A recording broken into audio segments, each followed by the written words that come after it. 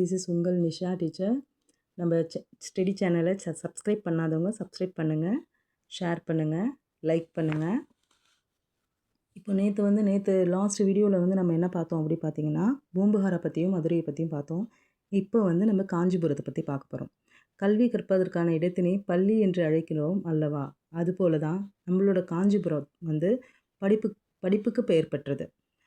அங்கே வந்து ஹியூவான் ஸ்வாங் இருக்கார் இல்லையா, கூடுதல் படிப்புக்காக நாலந்தா பல்கலைக்கழகத்தில் பயிற்சி எடுத்துகிட்டு சீன பயணி ஹியூவான் ஸ்வாங் கூடுதல் படிப்புக்காக காஞ்சியிலிருந்து கடிகைக்கு வந்திருக்கிறாரு.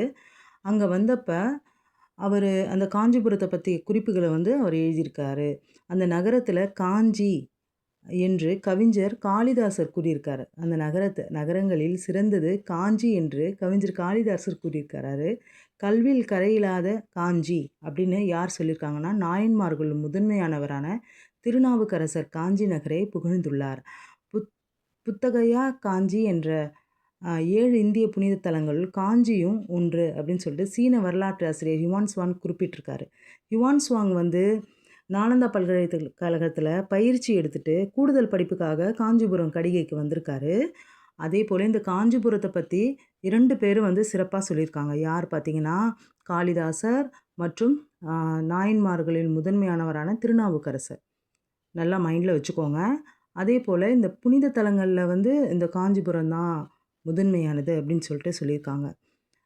பழமையான காஞ்சிபுரம் வந்து ரொம்ப பழமையானது. ஏன்னா அங்கே வந்து தர்மபாலர், ஜோதிபாலர், சுமதி, போதிதர்மன் இப்படி சான்றோர்கள்லாம் வந்து பிறந்து வாழ்ந்திருக்காங்க. இச்செய்திகள் மூலம் தான் காஞ்சியில் கல்வி சிறப்பை அறியலாம் அப்படின்னு சொல்லிட்டு சொல்கிறாங்க. இது கோயில்களின் நகரம் அப்படின்னு சொல்லிட்டு சொல்கிறாங்க. அதுவும் இல்லாமல் கைலாசநாதர் கோயில் இருக்கு இல்லையா, புகழ்பெற்ற கோயில், உங்களுக்கு தெரிஞ்சிருக்க அதிகமான வாய்ப்பு இருக்குது. பிற்கால பல்லவ மன்னன் ராஜசிம்மன் அப்படின்ற கற்கோவிலை கட்டியிருக்காரு. ராஜசிம்மன் வந்து இந்த கற்கோவிலை வந்து கட்டியிருக்காரு. எந்த கற்கோவிலை? கைலாசநாதர் கோவில். இங்கே பாருங்கள், கைலாசநாதர் கோவில். இந்த மாதிரி நீங்கள் ரெட் பென்னாலேயும் ப்ளூ பென்னாலேயும் கலர் ஸ்டிக் பென்னாலேயும் அதை அன்லைன் பண்ணும்போது உங்களுக்கு டக்குன்னு இப்போ ஒரு கிளான்ஸ் வந்து நம்ம ரிவிஷன் பண்ணுறோம் அப்படின்னா, அந்த ரிவிஷன் பண்ணும்போது நமக்கு அந்த கரெக்டாக வந்து நம்ம படித்ததெல்லாம் நமக்கு மைண்டில் வந்து ஸ்ட்ரைக் அவுட் ஆகும். எப்படி அந்த பார்டர் பண்ண அந்த எழுத்துக்கள் வந்து நம்ம கண்ணுக்கு அப்படியே தெரியும். ஓகேங்க. அதுக்கப்புறம் நம்ம வீடியோக்குள்ளே போயிடலாம், நம்ம ஸ்டடிக்குள்ளே போயிடலாம். இப்போ பார்த்தீங்கன்னா, இந்த காஞ்சிபுரம் வேளாண்மை சமூகத்தில் வந்து நீர் மேலாண்மைக்கு முதன்மையான இடமாக இருக்குது. அதுக்கு சான்று எது பார்த்தீங்கன்னா, ஏரிகளின் மாவட்டம் அப்படின்னு சொல்லிட்டு சொல்கிறாங்க. ஏன் அப்படி ஏரிகளின் மாவட்டம்னு சொல்கிறாங்க? கரிகார சோழர்கள் கட்டப்பட்ட கல்லணை இருக்கு இல்லைங்களா, 5வது புத்தகத்திலே வந்திருக்கு. காஞ்சிபுரத்தை சுற்றிலும் உள்ள ஏரிகள் மற்றும் கால்வாய்கள் மூலம் தமிழர்களின் நீர் மேலாண்மை திறனை அறிந்து கொள்கிறோம். ஓகே, இப்போ இந்த சோழர் வந்து கட்டின கல்லணை மூலமாக அது தெரிஞ்சுக்கலாம் அப்படின்றாங்க.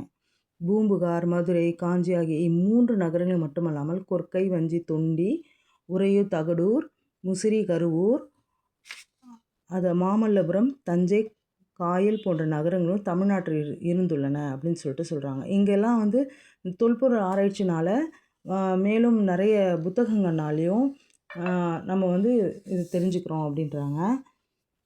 இந்த டீட்டெயில்ஸ் பார்த்தீங்கன்னா, இப்போது இந்த சேர நாடு அது வந்து எந்தெந்த நகரங்கள் அப்படின்னு சொல்லிட்டு நோட் பண்ணிக்கோங்க. சோழ நாடு எந்தெந்த நகரங்கள், பாண்டிய நாடு எந்தெந்த நகரங்களாக இருந்திருக்கு, தொண்டை நாடு எந்தெந்த நகரங்களாக இருந்திருக்கு அப்படின்ட்டு பார்த்துக்கோங்க. இப்போ இந்த லெசனே வந்து ஃபினிஷ் ஆகிடுச்சுங்க. பூம்புகார், காஞ்சி, மதுரை இது 3மே வந்து நான் தொடர்ச்சியாக ஒரு வீடியோவாக போட்டதுனால தான் இப்போது இந்த ஃபுல்லாகவே வந்து இந்த லெசனே கவர் ஆகிடுச்சு.